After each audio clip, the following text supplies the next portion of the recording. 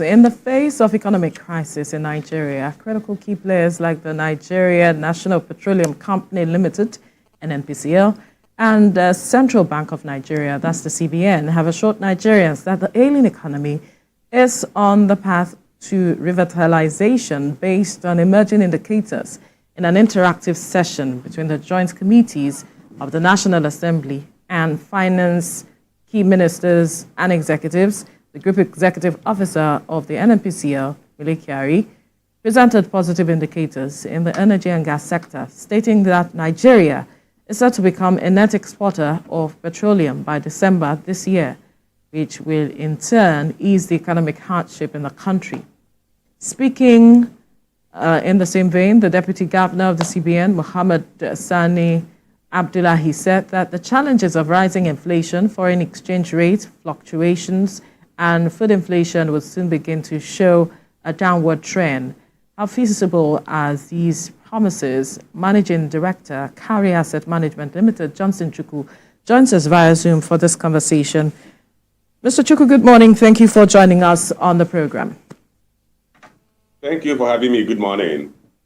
Now, quickly, when you look at what the statements coming from the NNPCL, the Central Bank of Nigeria, with regards to the state of economy, I wonder what your interpretations are, especially where they say that the country or the economy is on a revitalization path. Is that what you see? It's a difficult question to put it to me that way. Is that what I see? I cannot show you, what do you see? The reality is that the country is still going to go through repairing the country's economy, or the sudden economic growth is not going to be a light bulb issue. It's not going to be something you switch on, you put on the switch and the light comes right in the room. It's going to be a gradual and painful process.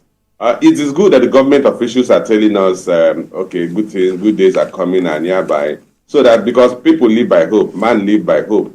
So if we are desolate, if we are hopeless, then people could get involved in other vices. But as we speak today, I think it will take some time for the economy to mend. It's better we prepare our mind that it's going to be a tortuous, slow process, but we certainly come out of this current economic quagmire. In terms of what the CBN, what the NNPCL said, that we will grow our crude production to about 2 million barrels or so in a matter of months. We need to ask, where would that additional production come from? Where are they shutting wells or fields that you are producing 2 million barrels that you're going to reopen and start producing in the next couple of months? I think that would be a tough call. Remember that we've not had any material investment in the upstream oil and gas sector for quite some time. As per CBN's position that inflation will begin to taper, I think that is possible, but not at the rate people will expect based on this statement. There's what we call base effect. As the base keep increasing, as we move towards a period when the base was quite high, additional increases in inflationary rates will not present the same will not be of the same proportion or the same magnitude as the earlier increases. It's very simple. Let me put it this way. If you have an inflation rate that we have today of about 34.19% year on year, then you need, assuming what led to that was you are talking of from 100 naira to 134 naira 19 kobo.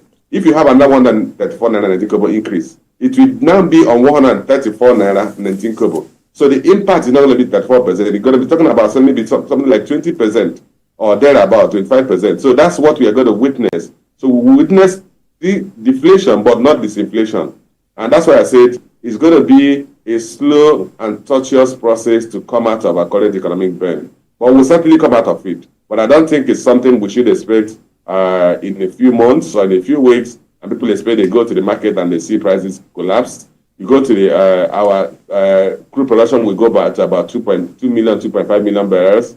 I think that's what you may call being excessively optimistic. I don't know in what direction we've been looking at, because oftentimes, in fact, some people had even come up to say that the current situation we're facing is because it actually started since we discovered oil. And that's why some experts like you have been talking about diversification, which they believe that it's very crucial for Nigeria's economic growth and stability, but requires significant investment and policy support. So how do you think Nigeria can diversify its economy to reduce its reliance on oil exports, which we often talk about, and what importance or opportunities do you think are there in exploring other sectors like agriculture, manufacturing, and services? Okay, I think it's good that I present this use of this opportunity to actually debunk some fallacy about the Nigerian economy. In terms of productive activity, the Nigerian economy is largely diversified. Agriculture accounts for 21% of our GDP. Telecom, ICTs account for about 17% of our GDP. Trade account for 15 to 16% of our GDP. Manufacturing, 10% of the GDP. On and on. So you realize that in terms of productive activity, the economy is broadly diversified. The challenge when we talk about diversification is diversification of foreign exchange earnings, which means that Nigeria should export more products than it currently does. And as we speak today, our export of crude accounts for about 81% of foreign exchange earnings from export. And then liquefied natural gas at 9%. So you're talking about 90% coming from export of crude or fossil fuel related items. And that's what we're saying is highly concentrated. So when we talk of diversification, we're saying, can we begin to manufacture goods that are exported? Can we begin to export our services? What are those things that we can export? Is it agricultural product? We're going to export solid minerals, so that in terms of foreign exchange, we're not reliant solely on export of crude and fossil fuel items. But having said that, in terms of the impact that what you said is a resource cost that Nigeria has to deal with, yes, prior to the discovery of oil, we were exporting granules, we were exporting cocoa, we were exporting palm oil and palm oil products.